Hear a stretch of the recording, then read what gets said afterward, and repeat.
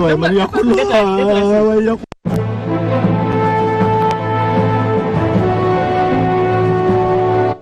voilà merci beaucoup du côté de la régie gis ngeen vidéo bi nga xamante ne fan yii yëpp mi ngi circuler en boucle ci réseaux sociaux yëpp alors Ngoné yow laay njëkk a jox kàddu gi parce que lii bi mu amee. yow dem nga jàkkaarloo ki nga xam ne moom mooy Seydina Fall ñu gën ko xam ci Bougazelli. moom ban réaction la am ak naka la gisee vidéo bi nga xamante ne tas na ci réseaux sociaux yi tas na ci dëkk bi yëpp. d'accord Pape bi ñu ko gisee comme ñëpp Sénégal yëpp ñu ngi ko gisandoo dina baax ñu am impression moom mi nga xam ne moom la ñu divulgué vidéo am. dem nañu seeti ko mu yëg ne gis na vidéo am sur internet mu accusé gendarme bu tudd Abdou Aziz Mbaye ne moom ak capitaine boobu nga xam ne ku jigéen la ñoom ñoo nekkoon ci oto bi mais moom filmé wuñ ko à son insu parce que moom bañ koy filmé gis na ne ñi ngi koy filmé ci loolu nag wax na ne dina déposer plainte parce que bi ngi waxtaan ak pôle d'avocat wam moo xam maître Seydou Diagne Ciré Clédor Ly ak maître ki nga xam ne moom mooy El Hadj Diouf ngir rek ñu daal di déposer li nga xam ne moom mooy plainte contre gendarme bi ak gendarmerie nationale bi ñu ko laajee nag ndax vidéo bi impacté na ci moom wala am na loo xam ne def na ko nee na ay reetaan la ko def daal moom bu mu gisee vidéo bi dafa reetaan ba xalangu amul daal lenn loo xam ne rek impacté na ko. ok mais gendarmerie daal nag la ci. voilà léegi man li ma ci jaaxal mooy xam nga dossier bi jóge woon na gendarmerie bu yàgg. mu nga ca loxo yi waa tribunal. donc circuit bi fi mu jaar ñëpp loxo yi mu jaar yëpp du ay gendarme kese. léegi lan moo tax moom mu simpi ne gendarmerie la ko jiiñ. alors que dossier bi fi ñu toll nii nekkatul sax gendarmerie. d'accord Pape xam naa loolu moom mooy mieux placé pour répondre ci question boobu. parce que xam nga dañuy wax tamit foog naa ne je parle sous le contrôle de Pape dafa am li nga xam ne mooy secret de l'instruction ak secret bi nga xam ne moom mooy enquête. OPJ yi comme ñoom Pape muy police muy gendarmerie yoon may na la bu fekkee ne da ngay def intervention wala interpellation yooyu nga filmer ko mais pas pour nga koy divulguer. parce que xam nga yooyu dafay nekk ay indices yoo xam ne procureur naam sax moom du moom mooy condamné du moom mooy tëj mais indices yooyu day baax ci moom ci ay boo xam ne ndax daf lay yóbbu flagrant délit wala daf lay yóbbu fi nga xam ne moom mooy instruction comme c'était le cas pour Bougazelli. te tamit moom ni ma ko am na article 367 bu code pénal ak 3 bis boo xam ne ci code de procédure pénale foog naa ci ñaari cas yëpp comme nañ bi ñuy waxtaan bu kilifa ci kanam ak bi nga xam moom la ñuy waxtaan bu Bougazelli moom mooy régler li nga xam ne moom mooy lu nu mel mais daal luñ ci mën a wax mooy bu fekkee ne comme moom ni mu ko waxee takk der ñoom ñoo ko def parce que tam takk der yi seetal nañu seen bopp nee nañu ne loolee dañ ko def ci clé jébbal ko ki nga xam ne moom mooy procureur léegi nag mu nekk ci ñaari loxo ci loxo procureur ak ci loxo ñi nga xam ne ñoom ñooy gendarme yi nga xam ne ñoom ñoo ko filmé woon kan moo ko génne en tout cas Bougazelli moom gendarmerie ak gendarme boobu di Abdou Aziz Mbaye ñoom la joxoñ baaraamu tuuma mais Pape ak lu ci munti am dañ ko war a defal. waaw man parce que man li ma jaaxal mooy. gis naa ñu bëri di ñaawlu li nga xamante ni moom mooy vidéo bi nga xamante ni génne nañ ko. mais pourtant yàgg nañ fi publier ay PV yoo xam ni PV d'enquête yu concerné ay nit. la seule différence mooy lii vidéo la les PV la boo xam ni dañ koy génnee soit ci site yi ak ci presse écrite yi nit ñi di ko lire. PV Khalifa Sall dañ ko ni fàng ci presse bi. bu Karim Wade également réquisitoire yeeg lépp dañ ko ni fàng ci presse bi. bu Ousmane Sonko tamit noonu maanaam ñoom Adji Sarr ak ñeneen nga xam ne jotoon nañ leen déglu. ak ñeneen ñu bëri ñoo xam ni yàgg nañ fi ba ci ndem si yàlla Thione Seck yàlla na yàlla yokk leeram. donc ñooñee nga xamante ni peut-être bokkuñu ci nguur yàgg nañu génnee seen i PV yoo xamante ne dañuy sax am na ci PV boo xam ni bu ma jëlee exemple PV Thione Seck yàlla na yàlla dolli leeram dañoo publier sax numéro privé xam nga loolu sax déjà violé nañu li nga xamante moom mooy àq ak yelleefam muy donné à caractère personnel léegi cas bi nii koo xamante ne dafa bokk ci nguur gi ñu génne vidéo boo xam dafa laaj ci moom ñëpp jug di ko ñaawlu donc bu ñu ko defee koo xam ne soit opposition la bokk wala ñeneen ñoo xamante ne bokkuñ ci nguur gi voilà c'est normal la presse fait son travail kenn du wax dara mais bu ñu ko defee kenn foofu incompétence juridiction sénégalaise la ñuy wax ils sont incompétents xam lu tax li ñuy wax naan lii raam ci ñàkk bi la jëm que mu nekk opposition ku mu nekk pouvoir génne vidéo ci am moo dul yoon que mu nekk Bougazelli peut-être que dafa récent ñëpp commencé wax ma riirandoo bi wala ñu ko woon génne wala ñu woon génne mais du moom kese lañ fi mës a génne vidéo am PV bi nga xam ne dafay nekk ci instruction kenn amul droit génne ko PV boo xam ne dafay nekk flagrant délit yow balaa ñu koy jugé yow nga am ko loolu yëpp ñu koy seetaan ba tey lii ñëw kon leneen ak leneen mu ngi ñëw fi ñuy comme ni ñu koy waxee Pape fi mu nekk nii fin wu vie privée moo am fii ci Sénégal kenn amatul vie privée bu tayee sa statut sax yow mën nga ci def information nit jël ko bind ko ci réseaux sociaux yi délit la pourtant kenn du ci wax nga toog ak nit di waxtaan ak moom waxtaanu sutura mu jël li nga xam ne moom nga waxtaan mu génne ko da ngay gis tey kilifa yu bari wala bureau yu bari yoo xam ne boo fay dem dañuy taf seen porte que ne téléphone portable dugg ci biir mais ñoom ñoo yey parce que li nga xam da nga koy wax en intimité wala li nga xam ne bëggoo mu génn tey boo ko waxee suba te mën nañ toog di waxtaan ak yow nga génne ko jox ko nit wala nit gis dara ci statut WhatsApp am daal di koy génnee def donc institution yi ñoo fay wala wax yi ñuy wax ci groupe WhatsApp yi ñu koy génne di ko tas tamit loolu mu ngi toj réew mi moom laa lay wax moo tax kenn nangatul wax ci groupe WhatsApp wala nga fay def émission nekkul Bougazelli yaa ngi fàttaliku Ami Collé Dieng lu mel noonu dal na ko muy artiste chanteuse bi nga xam ne ci groupe WhatsApp la waxee woon la muy wax waaw ba mu waxee ne Macky Sall unk la moom moo ko waxoon nag bu samay kàddu balaa ñu may jël si man de dañ maa tere tudd tur moo tax yegg ba ca Macky yaa ca yegg man dañ maa tere tudd tur parce que il faut tam Sénégalais yi bàyyi xel ci lu bari li nga xam ne ci groupe WhatsApp la am muy groupe privé boo xam ne bu génnee ña nekk ci biir ñoom ñoo ko génnee loolu mën a génn ba dem sur la place publique donc loolu am na problème li nga xam ne yow ak nit ba nga koy wax kenn nekk fa yow ak moom ak yàlla yéen a fa nekk nga wax ko suba nga xëy gis ko ci réseaux sociaux yi PV d'enquête préliminaire nga gis PV bu gendarmerie ak gendarmerie nu mu amee valeur nga gis PV boo xam dañ ko déglu capitaine Touré affaire Adji Sarr PV bi balaa muy egg seen borom sax ñuy xam la ñu wax journaliste ak ñeneen ñu mel ni yow ñu sopp ñi yore nañu PV bi donc loolu y a problème Pape vraiment y a problème Pape loolu moom wax dëgg yàlla noo gisee yëf yi bon yéeme na de yéemewul yéeme na dans la mesure où OPJ yëpp ils sont régis par une réglementation mooy que un procès verbal il a un destinataire c'est le procureur de la République ou bien dans le cadre d'une délégation judiciaire son destinataire c'est le juge mais xam nga pourquoi yii yëpp di am ay fuites yi souvent dans ces corps yi nga xam ne mooy police wala mooy gendarmerie au-delà de l'aspect juridique bi nga xam ne ils dépendent du procureur de la République administrativement dañuy dépendre ci seeni kilifa c'est-à-dire ñoom dañu am ñaari kilifa ci wàllu justice wàllu judiciaire procureur mooy seen patron moo leen di noté ci wàllu administration seen avancement ki yooyu dañu am tamit patron muy gendarmerie le haut commandant de la gendarmerie muy police le directeur général de la police te ñooñu ñaari entité yooyu yëpp ministères yi ñu bokk c'est des ministres yi nga xam ne ay politiciens ñoo fa nekk bu dee mbir la ba nga xam ne da leen day intéressé c'est-à-dire mbir la ba nga xam ne bon par exemple Pape Sarr nga xam ne mooy toog Walfadjri lu nekk di ko wax Macky Sall seen ministre yooyu da leen di intéressé automatiquement ñu am PV yi xam suivre évolution ni procureur di suivre évolution enquête bi ñoom noonu nañuy suivre évolution enquête bi moo tax souvent c'est biaisé parce que bu dee ku bokk ci nguur gi la daañu fexe joxe ay directives joxe ay kii ñu xool nu ñuy wàññee lii roofee lii génnee lii dugal lii génnee lii ba keroog ba muy egg ci procureur donc loolu possibilité de fuite c'est multiple c'est-à-dire doonul la nga xam ne day jóge ci procureur ci le gendarme ou le policier dem ci procureur dafa am ñeneen ñi nga xam ne tamit ñu ngi ci donc accuser gendarmerie directement erreur la non c'est une grave erreur te dinaa ci ñëw peut-être xam nañ ne gendarmerie ñëw filmer mais joxe ko génneew bi diffuser ils ont le droit de filmer ok am nañ droit filmer non ils ont le droit de filmer di jàpp nit filmer quoi ils ont le droit ok gis nga bi ñuy ratifié en 1994 astafurlaay en 1992 la convention internationale des droits de l'enfant daf ci am ay affaires yi nga xam ne dañ ko ci dugal ay articles par rapport justement mooy données yi ngay wax ni filmé mais Pape est-ce que xam nga ni le Sénégal a ratifié la convention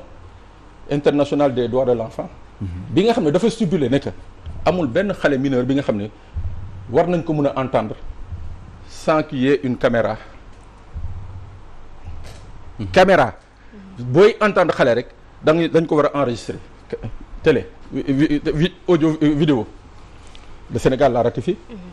pourtant on le respecte pas même devant le juge tam loi bi dafa exiger loolu juge bi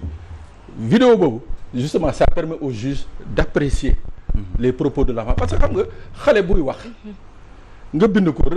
ci PV bokkul ak nga toog di déglu di seetaan xale bi muy wax avec ses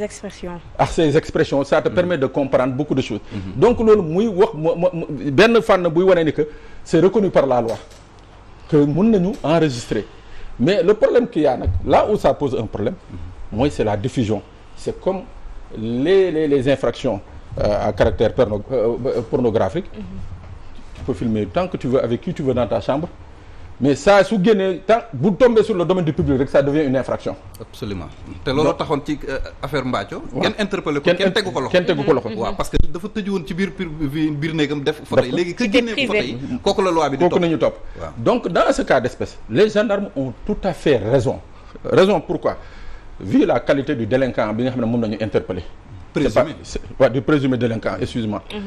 C'est pas n'importe qui, c'est un député du peuple sénégalais. ñu koy interpeller dans son véhicule. ñoom déjà pour lu leen aar rek yoon la woon ñu filmer ko yoon la woon ñu filmer ko te xam nga lu lay wan ni que bi ñuy filmer nëbbatuwuñu et la preuve dans le communiqué de la gendarmerie wane nañ ni que nëbbatuwuñu mooy que jël nañ ko def ko support électronique jébbal ko procureur. léegi nag juge bi moom mooy apprécier la recevabilité de cette clé comme preuve. mais ñoom li ñu waroon def nañ ko mooy filmer nañu waa ji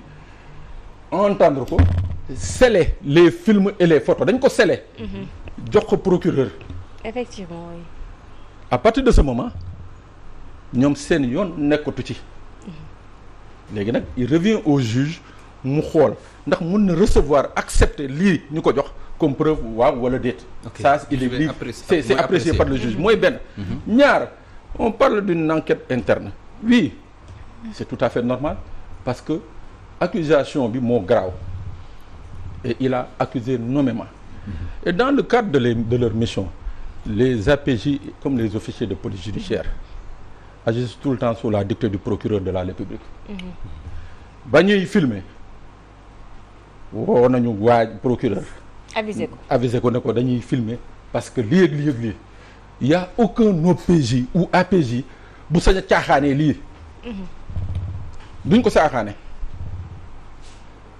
y a tout le temps des ordres yi nga xam ne qui proviennent du directeur de l'enquête et le directeur de l'enquête c'est qui c'est le procureur de la République. moo tax bi mu ko jotee it coow amu ci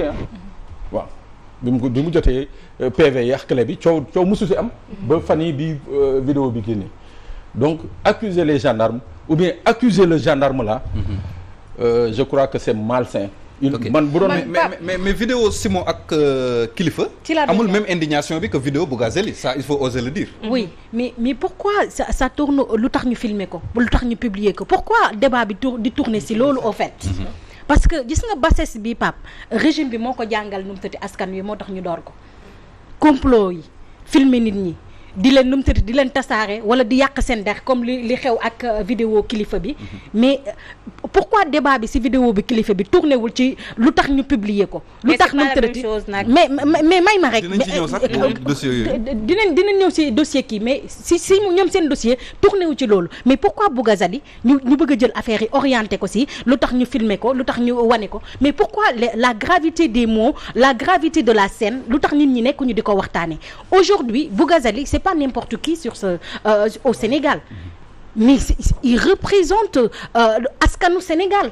image du Sénégal lay représenté ku kilifa gu toll ni moom ñu arrêté ko muy nga dégg ko ci biir nu mu tëdd ci vidéo bi moom ci boppam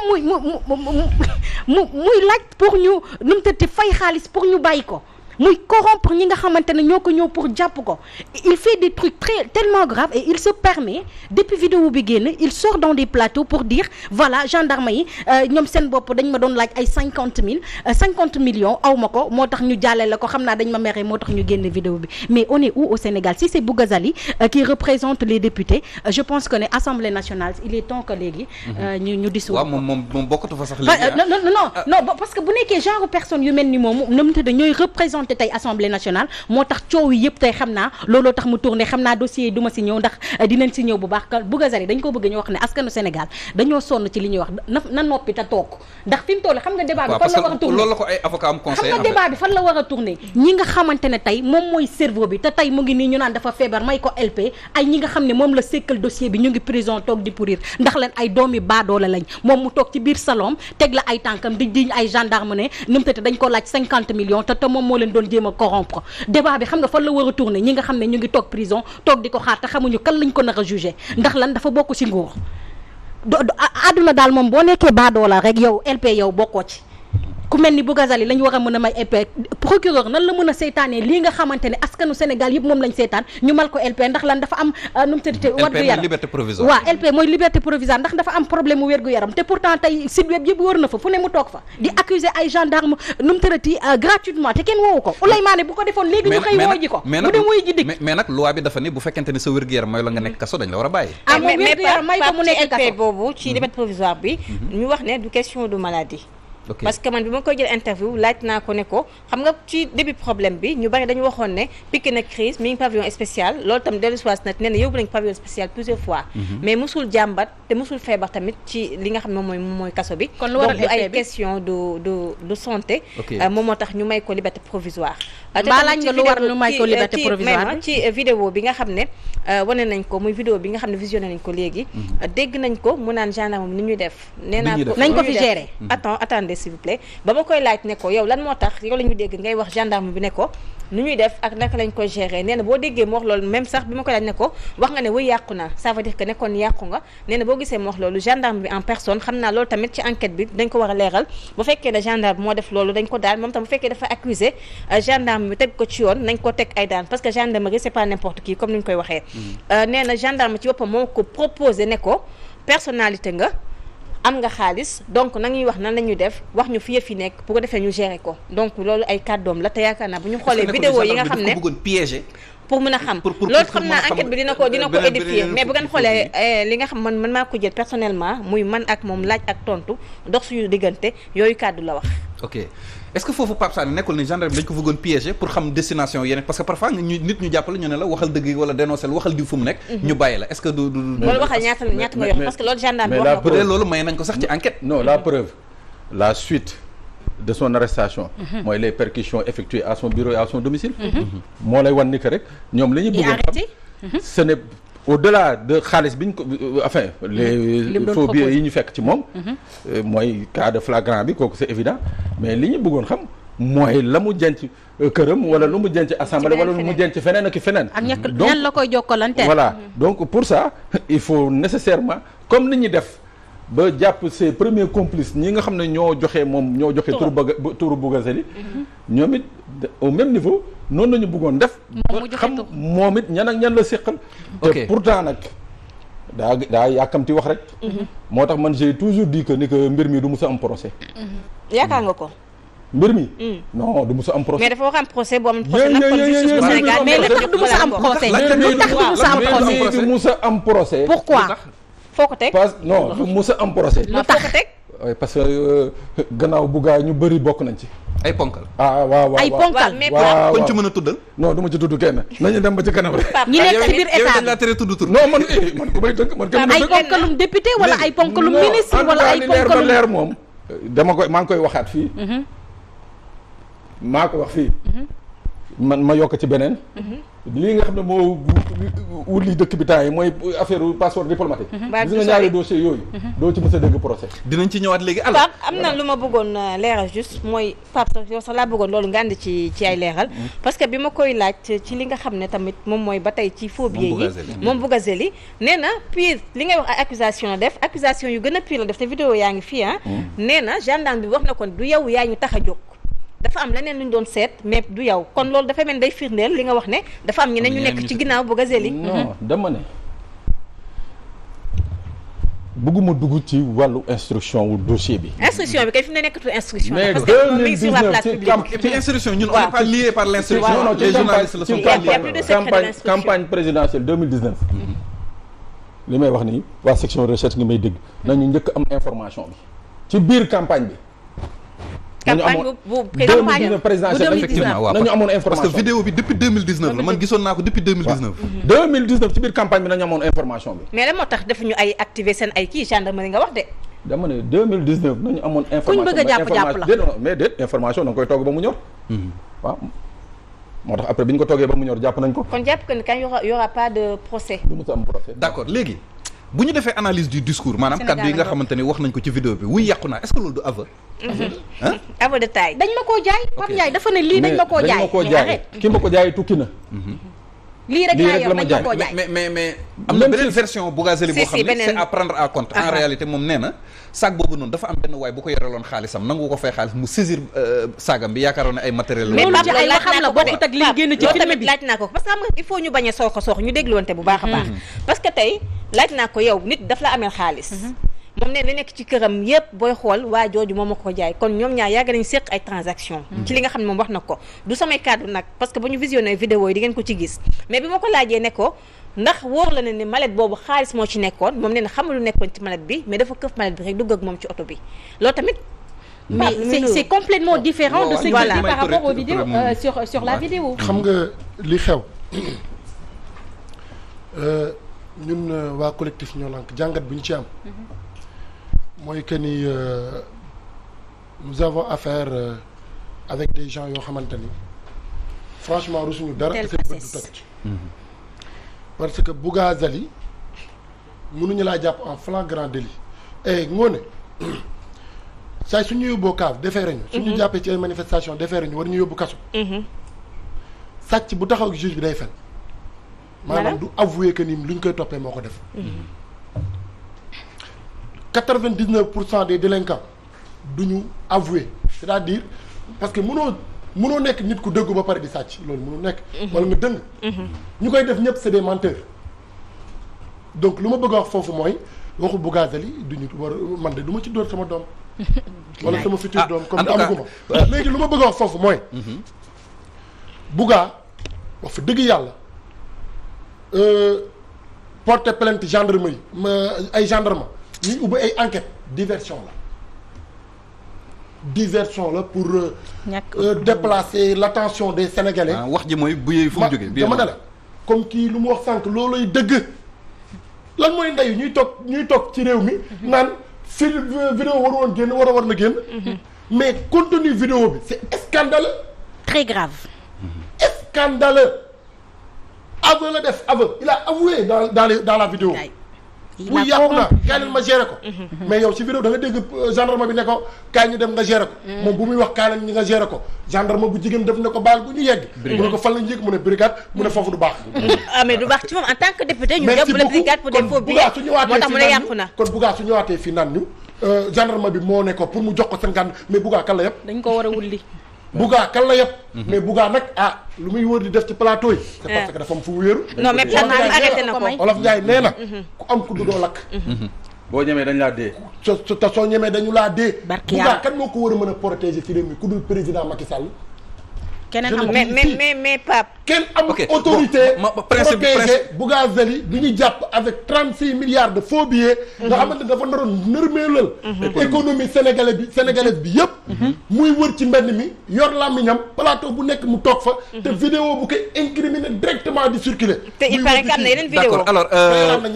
principe du ko protéger ku dul le président principe day laaj maire yi Guédiawaye principe du contradictoire oblige principe du contradictoire oblige damay fàttali beneen version principe du contradiction oblige donc du contradictoire oblige damay fàttali beneen version Bougazelli encore une fois ma fàttali ko moom nee na saagu faux billets yooyu dafa am ku keneen nit beneen connaissance am bu ko yoreloon xaalis kooku bañ ko fay bi tardé mu saisir bagage am fekk ci moom saag bi ci trouvé que faux billet moom loolu la wax donc ñu jàllaleel ko version am rek pour comme nekkul ci plateau bi te ñu ngi wax ay mbiram maintenant bon peut-être que enquête bi après dina wane leneen loo xamante ne 99% des délinquants du ñuy waxkatu dëgg lu ñuy def ba génn ci la ñuy wër mais Pape bëgg naa xam comme kii mu ne procès du am mais ñi jàppandox ak Bougazelli doomu baadalo yooyu nekk ci nu mu tëddee prison ba toog di xaar ñooñu nan lañ ko nar a mujj instruction lañ nar a dee daañu génn wala ñu bàyyi ba lépp fàtte ñu génne leen daañu génn waaye dinañ fa yàgg nañu instruction lii balaa moo fay dama ne daañu génn dama ne jàpp nañu fii nit nu mu tëddee fii cité Kër Góor gi des cachets des lettres d'entête des lettres de mission de la primature du Sénégal mujjul fenn juróom benn weer la def génn nañu kooku moom ko mu voilà mu ngoog non dama ne du mujj fenn lu leer laa la wax du mujj fenn gars yi moom nee nañ Sénégal liberté provisoire mooy liberté définitive